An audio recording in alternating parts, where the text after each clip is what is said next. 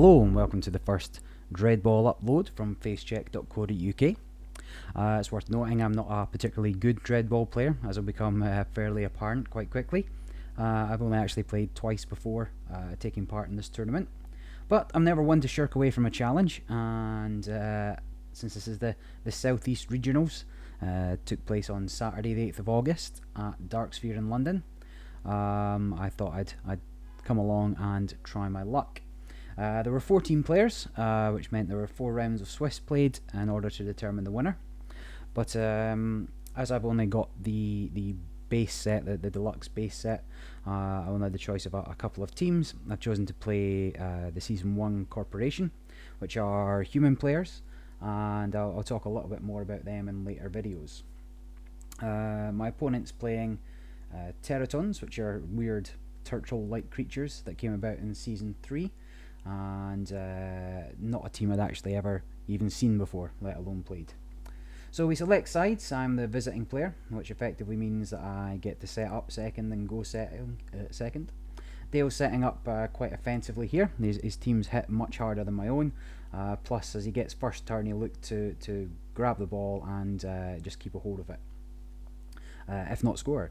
I should realistically set up much more defensively, but there's only 6 players on the field at a time, and unfortunately years of Blood Bowl coursing through my mind, I aim to try and cover the field and get tackle zones down, which are far less effective in Dreadball, and actually fairly useless against Teratons for reasons that will become fairly apparent. For the tournament, players get their base teams, plus 20 points to spend on upgrades. I've elected to buy an offensive coach and 2 extra coaching dice. My opponent's also chosen an offensive coach, but taken a level up on 2 of his players to give them an extra skill, which you saw him roll for at the start. Here I'm actually setting up 8 players before I realise I can only have 6 on the field at a time, and looking at how tough his guys are, I take my strikers back to save for later. The skills he rolled are not static throughout the tournament, so even though this is the first game, the abilities that he gets will be re-rolled at the start of every game that's played. So depending on what skills you get, it can be a very different experience. The first dice he rolled was a 1 for run interference, and then the other upgrade was a 3 for a speed boost. Neither of which was actually what he was looking for. What he's after was a skill boost, and he's actually got a 2/3 or 2 and 3 chance of getting it. Teratons start on strength 3, so if you get a strength boost they can't take it and get to choose what ability they want. If they roll a 4, then they get the skill check naturally, but if they roll a 5 or a 6, then they can choose a skill upgrade as a free choice. So he's quite unlucky to not get it on either of his players, certainly since that's what he was looking for. Teratons, which will the team on the right there, are a fairly straightforward team, usually made up of only 4 jacks and 4 guards, and cost 10 and 15 points respectively. But both jacks and guards have the same stat line. I think you can get a keeper as well as an option, but they start move 5, strength 3+, speed 5+, skill 4+, and armor 4+, so very solid stat line. And they do have some fairly interesting abilities. First is teleport, which lets them move 4 hexes and it counts as a run, but it ignores anything that may interact with the move, so you can't run interference on it, and they don't need to do any dodge rolls. So here Dale uses teleport to get past my guard and performs a slam action on my jack there. He's a much stronger player. He hits on 3+, and I'm going to slam back as I get the same number of dice, and it's the same rolls for me, so I'm going to slam back and I need 4+. You'll see the Teratons have shells on their back because they're turtle things, and they can't actually be slammed from behind. If you slam them from behind, they'll get a free teleport movement, so can move up to 4 hexes away. What they're not really so good at is anything involving speed, so dashing or evading, and if you can make them have to chase down the ball, you can make things a little bit more difficult. To balance things out, for having such a good stat line, they actually don't start the game with either a coaching dice or any cards. So as I mentioned, I took my strikers back off the field because I didn't want them to die immediately. This will come back and bite me in the butt. Already he's moved through and knocked down 2 of the jacks that were on the field. Nobody's actually off just yet. I managed to pass my armor rolls, but with two guys down, I'm going to have to spend action standing back up just to do anything. So first 2 actions were to knock down 2 jacks, then he's taken these jack Teraton and going to pick up the ball. For a third action, there's 5 actions in a rush. You can apply 2 actions to a single player, as well as play a card, which may allow them to take another action or have another ability. As I mentioned at the start, however, there are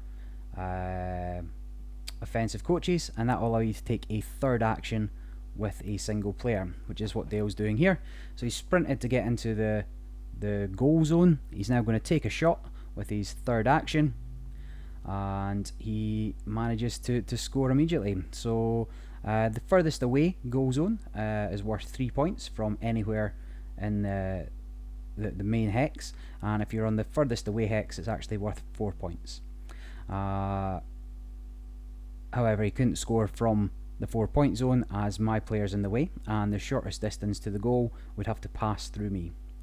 Now here, my inexperience shows a little. I didn't think he could score past me being in the hex in front, but because the shortest distance to the goal can actually go outside the score zone, he can shoot past me and I can't stop it. So after turn 1, he's already 3 points up, and I use my offensive coach as well, which I get this turn. I managed to get the ball coming in on the 6th hex, but you'll notice there's only sort of 5 hexes straight down the middle, so it bounces off the far wall, and I have to roll again to see where it ends up. So here's where I start to realise that not having my strikers in the field really going to put a dent in any plans I want to make. Being able to get to the ball, get to his now sort of open score zones, and actually manage to take a shot is going to be very difficult. I could attempt to cheat, which will allow Dale to call a foul on me and bring on a striker, which will have 7 players on the field. But I decide to just make the most of the players that I have. In my hand, I think I've got an action that lets a jack take any action. So I stand up, I get a double, which gives me a free move, and I decide to go for the ball. I feel like I need to score 1 or 2 points just to slow things down. So my first action, stand up, go get the ball, but unfortunately fail that roll. Not great for me. I only performed 1 action. I had 4 just wasted on that rush, and went to pick up the ball, dropped it, which is the end of my play. Not a strong move by me. In this game, as well as Blood Bowl, which I mentioned, if you think Blood Bowl is gridiron NFL, then this is more basketball equivalents. You want to be taking your safe actions first. That could be drawing an extra card, it could be moving into position, it could be just defending your territory in case something goes wrong. Here, you may notice I did pause before deciding to go onto the ball, but I thought I had a very good chance of picking it up, and then I would perform the other actions and come back to it. As it happened, that was a terrible move for me. Rolling a 1 and a 2 is not. I think I rolled a 1, 1, 2, and that just ended my game there pretty much. Dale's on his second turn, which is turn 3. There's 14 turns in a game, that's 7 each. Here he's chosen to smash my striker out of the way.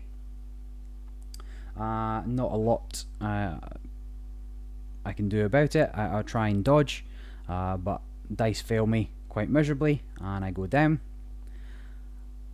I need to roll a 5, so I've got 3 dice to roll 5s on. I don't manage to hit any of them, which means he goes off for 3 turns. Anytime you take a player off for 3 turns or kill them, you generate a fan check.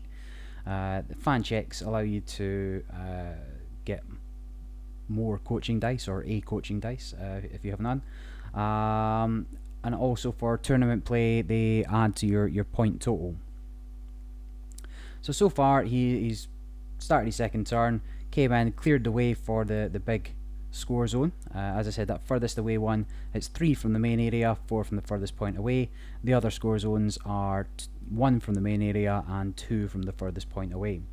In order to win this game, you only need to get to 7 points. That's what's called a landslide victory. He's on 3, and if he can score 4 points this turn, he will win the game. In case he doesn't know, he's decided to run up and punch the jack in the other score zone in the back of the head. I try and dodge out the way. No opportunity to slam back when getting hit from behind. You must dodge. But I fail that miserably. Fall flat on my face for a little sleepy sleep time. And again, fail all my armor checks, so I'm off for 3 turns. Generates another fan check. Which gets the 2 points to be able to get a coaching dice. So as soon as you've got 3 points, you cash them in for a coaching dice, and then just make a note of it for the game stats at the end. So now all Dale has to do to win is run back, pick up that ball, stand on the furthest away hex in the leftmost score zone, and throw the ball into the target. As he's just picked up a coaching dice as well, he's got a fairly reasonable chance of doing so, and this will be possibly one of the quicker games of Dreadball that you'll see. So Dale actually dropped an action chip on the ground. He managed to find it, saw that he got the ball. Now he gave a third action to that Teraton because he successfully had an offensive coach this turn, and then he's going to roll and score. Didn't double it, but doesn't matter. That's enough, and that is game. So not a inspiring start from me. I knew I wasn't going to have an easy time, not being particularly experienced, but I did not expect to be smashed on turn 3. Some of the other games will of course go the full 14 rounds, but for a first effort, this was kind of putting me headlong into the wooden spoon territory.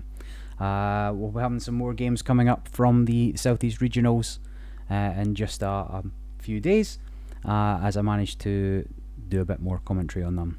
Alright, I'll let you know when they're up, and thanks for watching.